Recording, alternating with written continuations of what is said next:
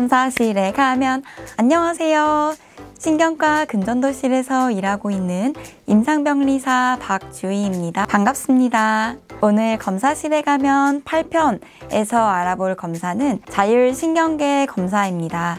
자율신경계 검사에 대해서 알아보기 전에 과연 자율신경계는 무엇인지 먼저 알아봐야겠죠? 우리 몸의 신경계통은 크게 중추신경계와 말초신경계로 나뉘어집니다. 다시 말초신경계는 체성신경계와 자율신경계로 나뉘어지는데, 이때 자율신경계는 우리가 의지대로 할 수 없는 일들을 조절하는 역할을 하는 말초신경계입니다. 쉽게 이야기해서 우리가 마음대로 의지적으로 조절하는 역할을 하는 것이 아닌 소화나 호흡, 땀 등과 같이 우리 마음대로 조절할 수 없는 일들을 하는 거예요. 빛의 양에 따라 동공의 크기를 조절하는 일, 몸의 온도를 맞추기 위해 땀의 배출량을 조절하는 일, 자세나 호흡에 따라 심장박동을 조절하는 일 등 우리가 임의대로 조절할 수 없는 일들을 잘 작동할 수 있도록 해주는 것이 자율신경계의 역할입니다. 자율신경계가 하는 역할이 이렇게 다양하다 보니 자율신경계 이상으로 인해서 나타날 수 있는 증상은 정말 다양한데요. 이 중에서도 신경과를 찾아오셔서 자율신경계 검사를 받으시는 환자분들의 경우 대부분 파킨슨증이 의심되시는 분들, 앉았다가 일어났을 때 혹은 일어서 계시는 동안 어지러움증을 호소하시는 분들, 땀이 안 난다거나 또는 너무 과하게 땀이 나시는 분들, 말초신경병증이 매우 심하신 분들 정도로 말씀드릴 수 있을 것 같습니다. 하지만 말씀드렸듯이 자율신경계 이상으로 인해서 나타날 수 있는 증상은 너무나 다양하기 때문에 자세한 내용은 꼭 주치의 선생님과 상담 후 검사 받아보시길 바랍니다. 자율신경계 검사는 총 4가지가 있습니다.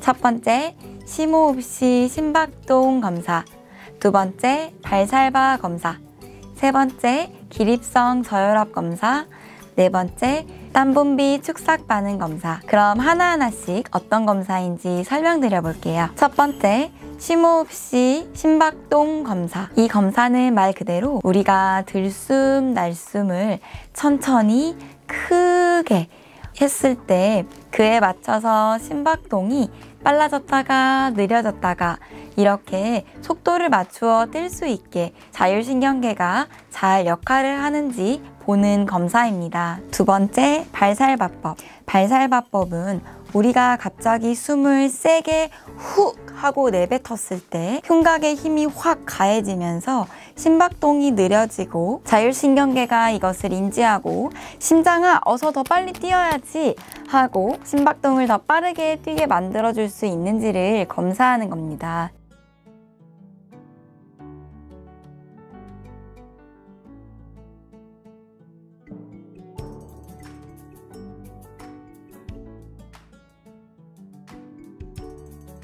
발살바법에서는 이렇게 생긴 일회용 호스를 입에 물고 검사하게 됩니다. 세 번째, 기립성 저혈압 검사. 기립성 저혈압 검사는 우리가 있다가 일어났을 때 또는 누워있다가 일어났을 때 자세를 이렇게 저렇게 바꿀 때마다 자율신경계가 그것을 인지하고 혈압과 맥박을 알맞게 조절해 주는지 그 기능을 잘 할 수 있는지를 검사하는 건데요. 보통의 사람들의 경우에도 앉았다가 일어났을 때 또는 누워있다가 일어났을 때 혈압이 약간 떨어지게 됩니다.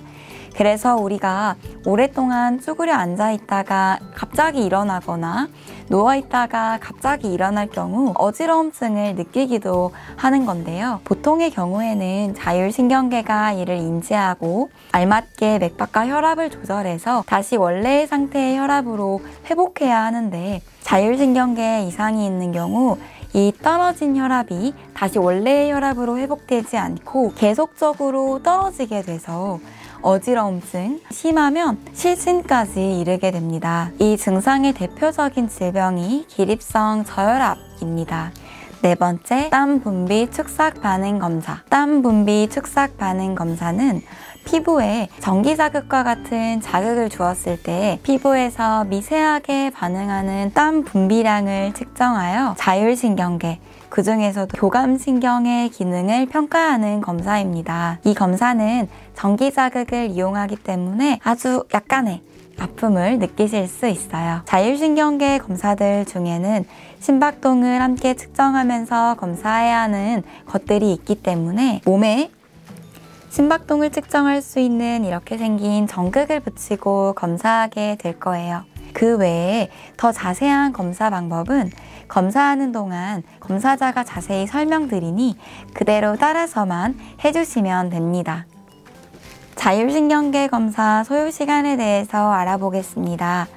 보통 자율신경계 검사는 앞에 설명드린 이 4가지 검사를 함께 진행하는 경우가 대부분인데요. 환자분들에 따라서는 필요한 검사만 처방해 주시는 경우도 있습니다. 이 4가지 검사를 다 진행하실 경우 40분에서 1시간 정도 소요된다고 생각하시면 되시지만 처방에 따라 조금씩 다르기 때문에 안내받으신 검사 시간에 늦지 않게 와주시면 됩니다. 자율신경계 검사의 주의사항에 대해서 알아볼까요?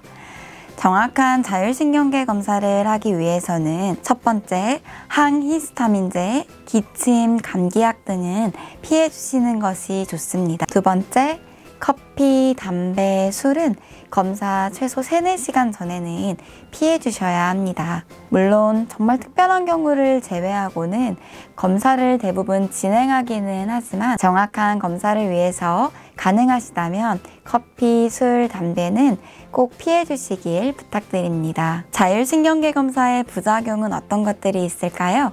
사실 자율신경계 검사는 아픔을 유발하는 검사가 거의 없기 때문에 부작용은 없습니다. 하지만 큐스웨이 검사와 같은 경우 피부 자극 패치로 인해서 피부가 약하신 분들은 좀 빨갛게 되실 수 있어요. 보통은 시간이 지나면 사라지는 편이기 때문에 큰 걱정은 안 하셔도 될 것 같습니다. 또 발살바 검사와 같은 경우 숨을 어느 압력 이상으로 세게 불어야 하기 때문에 불고 난 후에 조금의 어지러움이 있을 수 있다는 점도 알고 오시면 좋을 것 같습니다.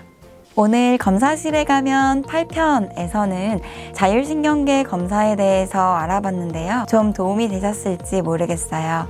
혹시 더 궁금하신 점이 있으시면 댓글 달아주시면 제가 시간 나는 대로 답글 달아드리도록 하겠습니다. 다음 검사실에 가면 9편에서는 손떨림 검사, 다이나믹 검사에 대해서 알아볼 건데요. 다이나믹 검사에 대해서 궁금하셨던 분들은 기대 많이 해주시고요.